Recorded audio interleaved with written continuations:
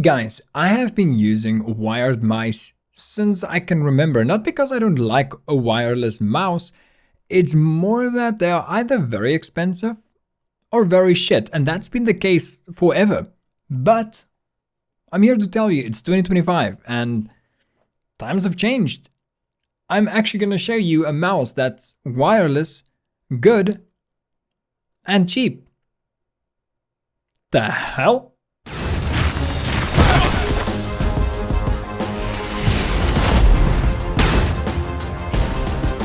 Ladies and gentlemen, today I want to introduce you to the MONKA G... Ladies and gentlemen, today I want to introduce you to the MONKA G982 wireless.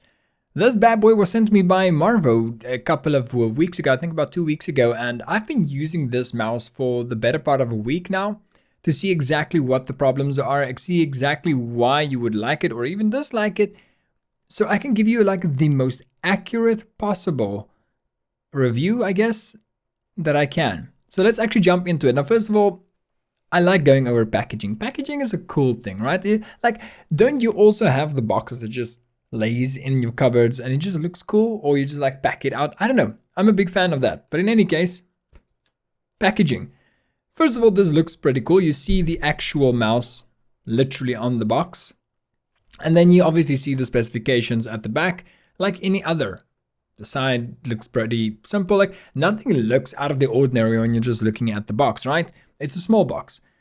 But then you open this and stuff starts to change and you're like, wait a second here. This is pretty sussy looking, but it looks cool. I'm not gonna lie, it looks sus. I don't know if it's MONKA, like the brand inside of MARVO's, like, I don't know, like their original art or something, but it looks a bit sus, I'm not gonna lie. Now, getting this out was the first hassle because the moment you take this thing off, everything falls out. So I just was like, you know what? I'm just gonna let everything fall and it can be as it is.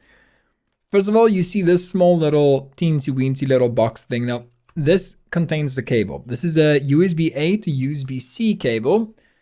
And weirdly enough, this is a really good quality. Like, I don't know if you can see that, but it's actually really good quality. It has like this weird rubber thing on the side. It's braided and it's 1.8 meters long, so plenty of, space to move around.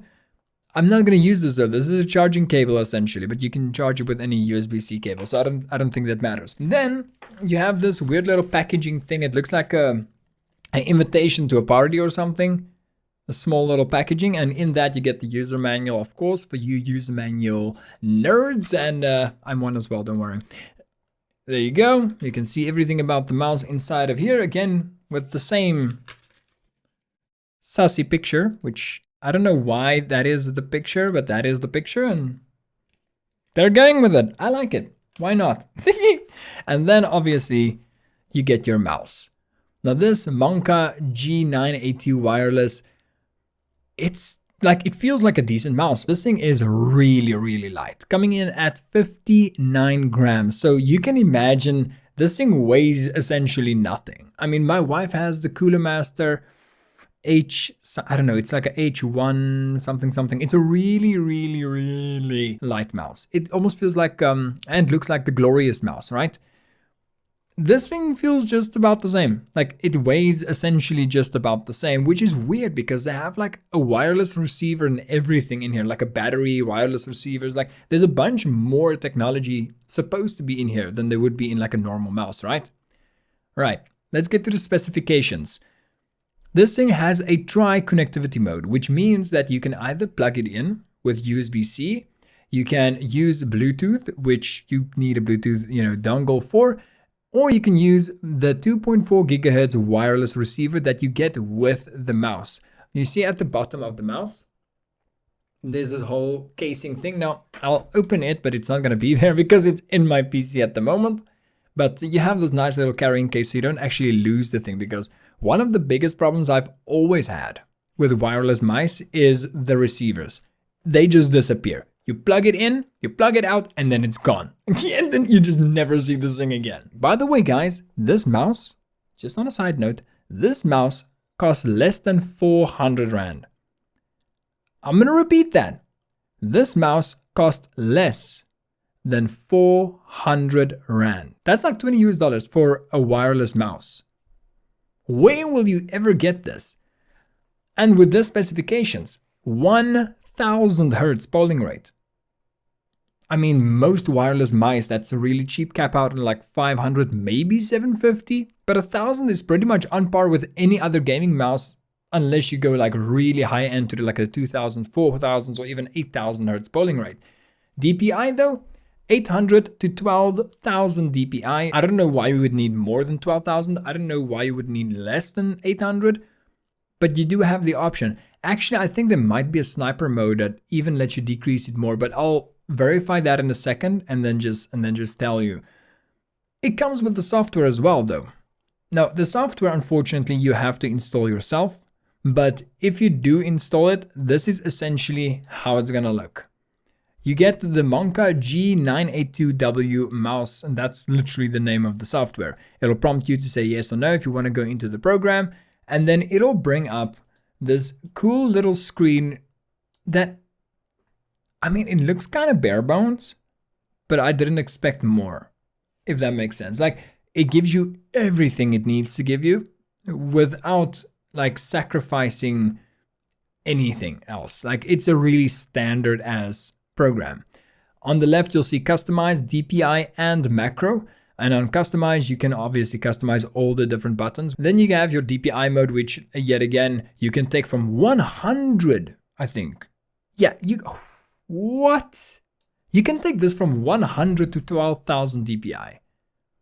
Why would you need 100 DPI? That's insane. And then the report rate, obviously you can change that from 125 Hertz to all the way 1000 Hertz. And you have your pointer speed, the normal stuff, right? Then obviously for you macro bros, you can put up a macro for this. And I think you can also put up some profiles to switch between, different ones for different situations. And then on the left bottom side, it shows your battery percentage. Now this battery is a 400 milliamp battery, but weirdly enough, this thing lasts for days.